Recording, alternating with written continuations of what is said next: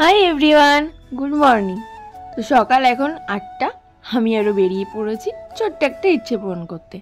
তো কোথায় যাব, কি করব, সবটাই শেয়ার করবো তোমাদের সাথে। দেখো, আশা করি তোমাদের অনেক ভালো লাগবে। তো সোজা চলে গেছি চাকদার থেকে নৈহাটি। আর গত দুদিন ধরে এতটা গরম পড়ছে যে সকাল থেকেই সহ্য করা যাচ্ছে না। তো তোমরা তো ভাবছো না যে আমরা কোথায় যাচ্ছি। তো চলো বলেই দিই, আমরা এসেছিলাম নৈহাটিতে বড় মার কাছে। তো আমরা স্টেশনের উপর থেকেই বাটা কিনে নিয়েছিলাম, কারণ ওখানে এখন স্টেশনের থেকে শুরু করে ফুল রাস্তাটাই এসব পাওয়া যায়। তো আমরা এখান থেকেই নিয়েছিলাম, কিন্তু ভুল করে চলে গেছিলাম সানডের দিন, আর গিয়েই বিপদে পড়েছি। এত লাইন, এত গরম, আমার তো পায়ের তলায় ঠোসকা পড়ে গেছিলো রীতিমতো। পরে ও গিয়ে আমার জন্য জুতো নিয়ে আসে, বললো তুমি জুতোর লাইন দিয়ে দাঁড়াও, আমি ডালাটা নিয়ে খালি পায়ে দাঁড়াচ্ছি। তো তারপরে দেখছিলাম এখানে একটা কাকিমার দণ্ডি কাটছিল। তো ফাইনালি মার দর্শন পাই। আর সত্যি কথা বলতে আমি ফেব্রুয়ারি মাসে এসেছিলাম, তখন মায়ের মুখটা এত রাগী ছিল, কিন্তু আজকে গিয়ে দেখি না, মার মুখটা অনেকটা মিষ্টি লাগছিল।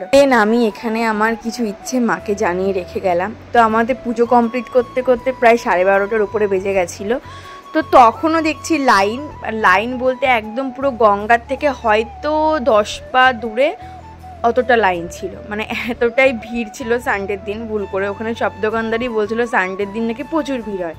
তো যাই হোক, তারপরেও আমাকে বললো চলো তোমাকে গঙ্গার থেকে ঘুরিয়ে নিয়ে আসি। তো তারপরে আমি ওরও গঙ্গায় গেছিলাম, আর গঙ্গার এই সাইডটা না সবাই বসেছিল, খুব ভালোও লাগছিল। তারপরে এখানে এই বুনুটা হুট করে এসে বলে ও খাবে, তাই ওকে কিছু কিনে দিলাম, দিয়ে আমি আরও চলে গেছিলাম এই পার্কটায়। এই পার্কটা একদম গঙ্গার সাইডে। আর সত্যি কথা বলতে এখানে এত জিনিস আমার তো দেখে খুব ভালোই লেগেছে। অল্প জিনিস, বাট খুব সুন্দর সুন্দর জিনিস ছিল এখানটায়। জায়গাটা এত নিরিবিলি, তুমি ওখানে গিয়ে শান্তি করে বসেও থাকতে পারবে। আর আমার সব থেকে ভালো লেগেছিল এই উট পাখিটাকে দেখে।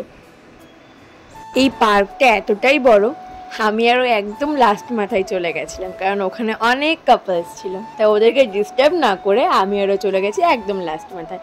আর এখানে এসে সত্যি কথা বলতে অনেক শান্তি পেয়েছি, কেউ ছিল না।